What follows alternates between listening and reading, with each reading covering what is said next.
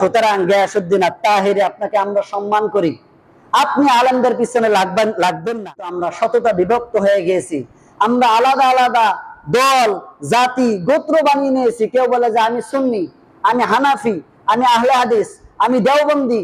এরকম করে ইসলামকে ভাগ করার অর্ডার কাউকে দেওয়া হয় নাই, কথা বলেন ঠিক কিনা? আমাদের একটাই পরিচয়, ওয়া আনা মিনাল মুসলিমিন, আমি মুসলমান। এর চাইতে বড় পরিচয় পৃথিবীর মধ্যে কোনো কিছুই হতে পারে না, কথা বলেন ঠিক কিনা? সুতরাং গিয়াসউদ্দিন আত-তাহেরি আপনাকে আমরা সম্মান করি, আপনি আলেমদের পিছনে লাগবেন না। আপনি ইসলামী দলের পিছনে যেভাবে লেগেছেন, ইসলামী আন্দোলনের নেতার পিছনে যেভাবে লেগেছেন, এইভাবে কোন জালিমের পিছনে আপনি লাগেন নাই।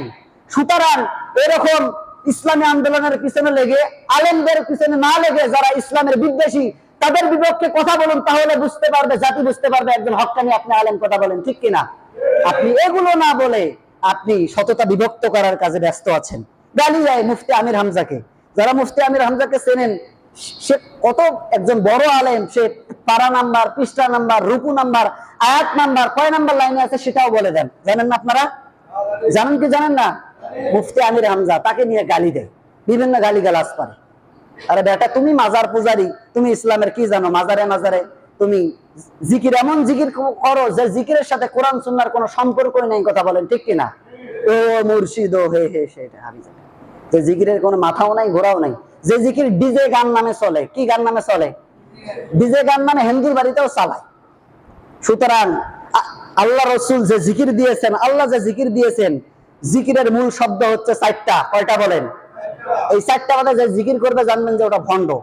সুবহানাল্লাহ, আলহামদুলিল্লাহ, লা ইলাহা ইল্লাল্লাহু, আল্লাহু আকবার। এই চারটা জিকির ছাড়া যে এই জিকিরকে খণ্ডিত করবে, অন্য অন্য জিকির করবে, এটা করবে ওটা করবে, বুঝতে হবে এটা জিকির নয়, এটা পেট পূজা করার জন্য ধান্দা, পেটকে ভর্তি করার জন্য ধান্দা করতেছে, কথা বলেন ঠিক কিনা?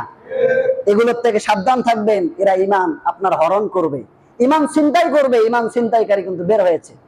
সুতরাং আমি আপনাদেরকে উদাত্ত আহ্বান করি, ফিরে আসুন কোরআনের দিকে, ফিরে আসুন সুন্নাহর দিকে, ফিরে আসুন আল্লাহ তার রাসূল